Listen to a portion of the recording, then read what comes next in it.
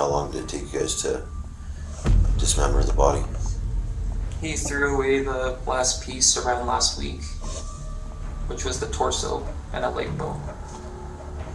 But there was no meat on it, it was just nothing but ribs and spine, hips. I don't regret what I did, is what I'm saying. At the end of the day, I don't regret what I did. Army deserters David Degroat and Rainor Joiner calmly recall a crime beyond imagination. What began as a search for missing Army veteran Matthew McLaughlin soon spiraled into a weeks-long murder mystery. He wanted me to hold the bags so he could dump the body parts in so he could make sure my DNA was on the bags as well. This unexpected murder mystery would soon crack open a bizarre motive, leading detectives to one of the most disturbing confessions they had ever heard. Matthew had served in the U.S. Army alongside his two friends David and Rainor at Fort Benning, Georgia. However, both his friends had an active warrant for desertion from the Army. After leaving the Army, Matthew decided to give his life a fresh start and moved to Tres Piedras, New Mexico, where he worked at the Chili Line Depot. He began living with David and Rainor. However, he could never have anticipated that this very place would ultimately be where he would meet a tragic end. On July 31, 2024, Matthew's mother, Rebecca McLaughlin, grew concerned when she was unable to get in touch with him for a few days. She called one of Matthew's roommates and learned about his sudden disappearance. However, there were more alarming details that heightened her concern. Rebecca learned that Matthew had left without his phone and dog, and his friends had neither filed a missing persons report nor actively searched for him. These details ultimately compelled her to inform the authorities. As detectives began questioning David and Rainor, they initially appeared evasive and uncooperative in providing details about the incident, which eventually led detectives to consider them potential suspects.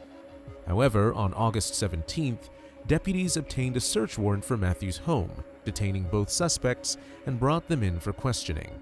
But this time, they have a different story to tell, revealing the dark truth that would ultimately leave nothing the same. So I would say it was, for what Joiner was thinking, it was pre-plotted beforehand. Because I would tell him about Matt still had a drug habit and he was still talking, making rumors, everything, which kind of pissed off Joiner, so several occasions. Kind of told him, like, hey, no, don't kill him. Just, I'll kick him off the property or something, or like give him a talking to again. To the point where it eventually came down to the point where he says that he was gonna go with the plan for Matt to get killed. So when Matthew was over in Colorado, dealing with the VA, getting all that stuff done for himself, went to go grocery store, pick up groceries. He got dropped off at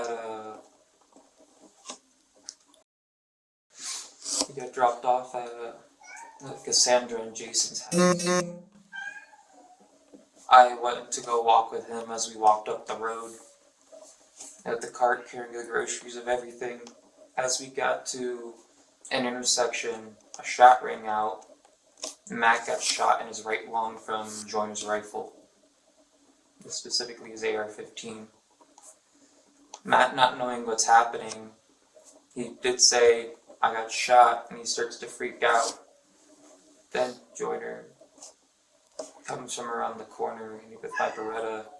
He sticks it to his face and shoots him in the jaw, which makes his eyes swell up. And he starts to choke at his blood as he hits the floor. And then he hovers over him with an execution shot and gets him right on the temple. On your timeline, you have rough dates or that sort of stuff? It's rough dates, but I would say July 25th is the execution date. Okay. Everything Cool, bro. else So, is more just a murmur of a pre-plot that he made. so my one question for you is I want you to explain to me the plan that you're talking about. A plan to kill Matt that Joiner made. Okay. So his idea was initially he was gonna come up the road that we were gonna have, and he was gonna try to snipe him with his 308 from a distance. And then his plan changed when Matt said he was getting dropped off over by the other road. So then Joiner's idea was he was gonna take my Beretta so he can have a sidearm, and then he grabbed his AR and then waited in the bushes for us to come up, and he told me to stick to one side of the road and to be very loud when I'm near the area. So when he sees Matt come up on the side, despite how dark it is, he doesn't need to worry about who it is. And so, more specifically on this plan, when it was discussed previously, how was it discussed? It was discussed in person because he showed up a little bit beforehand when Matt wasn't there. He just tried to talk about it because he figured phones would be tapped in like that no matter what. Was it earlier that day? He did show up earlier that day for when that did happen. He had his van parked all the way at the beginning of the road where you saw me and Joiner come up. He had his van parked all the way down there. He had me walk him up. He tried to plan it about what was going to go down, saw that his plan was going to work into the other one, and then that was the execution he made. He told me preemptively, he said, "You're going to help me with this. You're going to help me with this. You're not going to tell anyone, or I will kill you."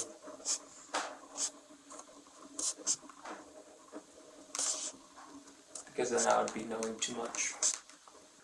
You mentioned that you had convinced him not to kill him. I tried to beforehand several times. And it was that same day? No, that was a few days beforehand when he brought Jerome over and I told him about the situation and he's just like, "I'm gonna kill him," and I was just like, "Calm down, don't kill him," and they just start ranting off. Explain what made you decide to participate in the murder of your friend. It was out of fear for my own safety because he also dropped me off at my house for Christmas before, so he knows where my family lives. And I know he would be the type of man to do it as well. Describe that. I know he's the kind of man, if he's angry enough, he'll just shoot someone just for talking. So if I became a loose end somehow and he found out that I was talking about it, I'm pretty sure I would get an end cap in it as well. Have the same fate as Matt. What makes you so fearful of Joiner? It's because I know he's capable of doing it. Just because he says it, it also means he can do it. Because he says beforehand that he has killed someone around the property before with his dad. Which is believable, at least. What role did you play in the body? He had me just hold a bag open so he could dump all the parts in, so he could make sure my DNA was on it as well. And how do you know that? Because it's what he told me. He said, "You're gonna join me, or you're gonna get the same thing as he did. So you're gonna help me with this body if you like it or not." David recalls each detail with a chilling calm. He consistently attempts to portray Rainor as a man capable of extreme violence. These horrific details have not only stunned the detective, but it seems that the cat's frequent howling also expresses its disgust towards the monsters in human form. So far, David's disturbing revelations have only scratched the surface. What follows will be the unsettling chain of events that ultimately led to the final moments before Matthew tragically lost his life. We know the two weapons that were used in the murder. What was used in the decapitation of your friend? The decapitation was for the weapon used was a sledgehammer with the axe head on it that he bought in the store specifically for that purpose. What was it bought from? I'm guessing Harbor Freight or something like that. So, before the execution of that plan, when you walked down to Matthew, why were you walking down to Matthew? To help him with the groceries. He wanted to see the puppy. Okay. His groceries usually need at least 2 people because the way he piled up on top, it usually tips over, so someone needs to hold on to it. And at that point in time, did you know that your friend was going to be shot? Yes. How did you know? Because when I was walking down, I know Joiner's still behind me with his rifle.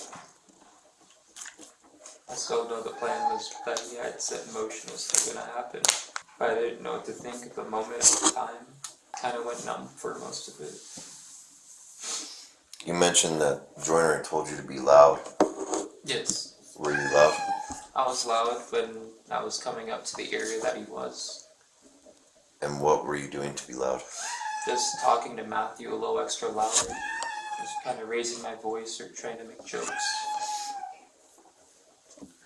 When Matthew was initially shot, how far away was Joiner? About from the door to, I'd say like the table in that corner. About that distance of him hiding in the bushes as it was dark outside. Almost no sunlight. It's about 12 yards. About so. So Joiner had a bucket down there because we brought me and Joiner after he killed him. He brought all the groceries and stuff back into the house, emptied everything into the house, grabbed the cart with a bucket and the hacksaw, and then he went back down with me to have watch. And then he had me grab his phones, his tablets, a small bag, his wallet, different personal things of personal identification to burn. Everything was getting put in that bucket. Then he had Joiner had me help him drag Matt behind the tree about like 200 feet past the road. And he went to go try to cut his leg with a hacksaw, but it didn't work. So he went to go put that in the bucket as well. And by the time me and Joiner got back to the house, he made a fire to burn out all of his belongings. Did you start dismembering Matt before or after I called you guys to ask where he was at? It was beforehand, before the first initial call for the missing persons report. He already had no head and hands by that point.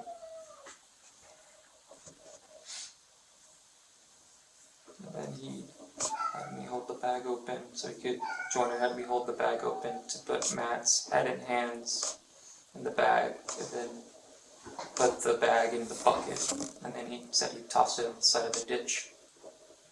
What day did you guys start dismembering that body?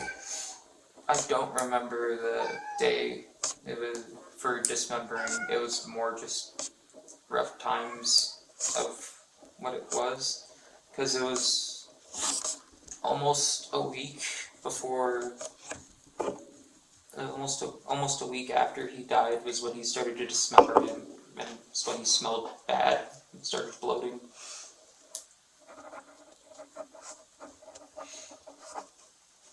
Okay, how long did it take you guys to dismember the body? He threw away the last piece around last week, which was the torso and a leg bone. But there was no meat on it, it was just nothing but ribs and spine, hips. So to describe, before we get into the timesheet, timeline, describe what you mean by coaching. He would he was coercing me on what to say, what not to say, like in terms like, we don't know Yo-Yo, I left at this time, he left at this time, he had these things. So basically trying to make your guys' stories identical. Yes. Why didn't you come back to pick you up yesterday? He was at work. And I was walking to the house, which is only 2 miles that way. Okay. Explain that timeline to us. So for the timeline, Matt's official date of death was July 25th. That's when Joiner shot him. But, yeah, I appreciate you being honest, man. It feels nice to actually tell someone. I'm sure, man. That's a heavy burden to carry, bro. It's your friend. He was murdered, cold blood, He was. and chopped up.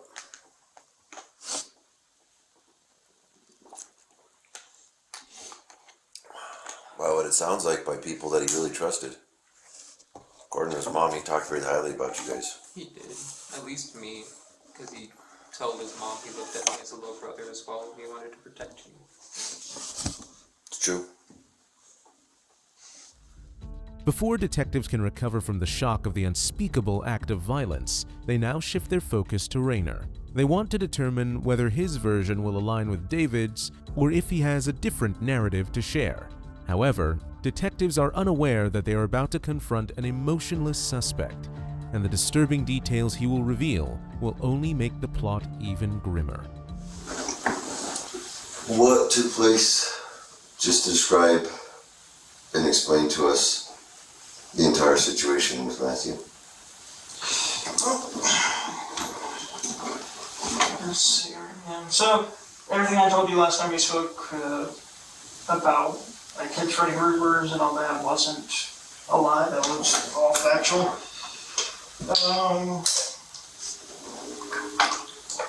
Really the only thing that changed from what I told you last time and me confessing was basically just the fact that when I confronted him, I didn't let him walk away, I shot him. So everything was pretty much the same. Like I said, he was spreading rumors, he was bringing drugs, he was bringing strangers. Hey. And I confronted him, I got pissed off and decided, you're not gonna give me the chance to again. And so I shot him. When they didn't have what I was looking for, I went to Harbor Freight, ended up deciding the best tool to use would be the splitter axe, and also bought some bags, 33-gallon trash bags. From there, went back up to the land, back up to that spot, cut off his head and hands, bagged him up, put him in the Harbor Freight bucket, drove back down the mountain, about 4 or 5 miles, found a deep drainage ditch, threw the bucket down there.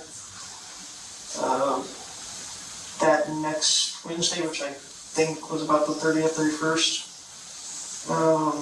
Wednesday going into Thursday was my next time off. Next day off, so I went back up there Wednesday night, late Wednesday night, found the animals that already started to expedite the process, cut off his lower legs and forearms with the axe, bagged them up, set them aside, and bagged up his torso. Took it all back down, went to another drainage ditch that was further up, about 6 to 7 miles up the road. From there, you guys interviewed me a few days, sometime after that. It was around, August 16th, 15th, 16th. I don't regret what I did, is what I'm saying. At the end of the day, I don't regret what I did. That wasn't the same dude I started with, like I said before. Then why don't you regret it? Honestly, I'm not. Truth be told, I've never been exactly had a normal sense of, I guess, a normal sense of humanity. I don't know how else to put that. I've always kind of been the odd one out when it comes to shit like that, and always been the first one to just say it's like, well, you can always deal with there's always one way to deal with a problem permanently. When I was in the Army, and I was going through OSIT, my first one actually had, my first one at the time actually forced me to go to behavioral health and talk to a counselor, because I didn't deal with kids in a normal way. Did you plan to kill Matthew? No, I actually never planned to kill him. I never planned to actually planned to kill him in the sense of, like, it wasn't premeditated. When I went up there, I was giving him one last chance to fix things. He looked me dead in the eye and said, it's like, son, you're like me. You're going to like killing. You're going to find it easy. Which, I mean, I guess he's not wrong. But, so, okay. Have you ever killed anybody else? No. This is your first time ever murdering somebody? Yes. Rainor's chilling comments and lack of remorse provide a glimpse into his troubled mind. He claims that his father had told him that he would grow up loving to kill, suggesting killing Matthew was easy for him. It all began 2 weeks before the murder, when Rainor discussed killing Matthew over a disagreement about his substance use and alleged rumors. 3 days before the murder, Rainor threatened David with death if he didn't assist him in carrying out the crime. On July 25th, both finally began executing the plan. Rainor instructed David to walk Matthew to a nearby road near their residence and be loud enough so he could know their location. As David and Matthew reached the intersection, Rainor ambushed them and shot Matthew in the right lung using an AR-15 rifle. He then approached him further, shooting him again in the jaw with David's Beretta handgun before delivering the final, fatal shot to his temple. Both Rainor and David dragged his body behind a pine tree and burned Matthew's phone, wallet, and tablets. Rainor then began dismembering Matthew's legs with a hacksaw, but the blade broke, forcing him to leave Matthew there. A week later, on July 31st, Rainor returned to check on Matthew's body, which had begun to bloat and stink. He had specifically purchased a sledgehammer axe to dismember his body. He severed his hands and head, placed them in a bucket, and threw them in a drainage ditch. A few days later, he returned and decapitated his limbs. Both were carrying out this atrocious act while officers were frantically searching for Matthew. On August 11th, a few days before their arrest, when Rainor and David came back to check on the remains, they discovered that the wild dogs had moved some of the remains, leaving a few at the scene. Rainor told David one last time to help him bag the remaining parts, which he then dumped by the side of the road. As the missing pieces of the puzzle finally fall into place, these unspeakable atrocities become increasingly difficult for anyone to grasp. Even though Rainor's statement completely aligns with David's, detectives uncover an inconsistency. While David insists that the act was premeditated, Rainor adamantly sticks to his version that it was spontaneous. Despite his claims, detectives conclude that the act was premeditated based on Rainor's planning, ambush setup, and threats to David. As the interview reaches its conclusion, Rainor decides to aid detectives in locating the site where he had dumped the remains, which were later identified as those of Matthew McLaughlin. Both ultimately headed down a path with no way out. Rainor Joiner was charged with first-degree murder, aggravated assault with a deadly weapon, aggravated battery, tampering with evidence, and abuse of a corpse. He is expected to go on trial in 2026. On the other hand, David Degroat was charged with first-degree murder, conspiracy to commit murder, and tampering with evidence. He is currently held without a bond.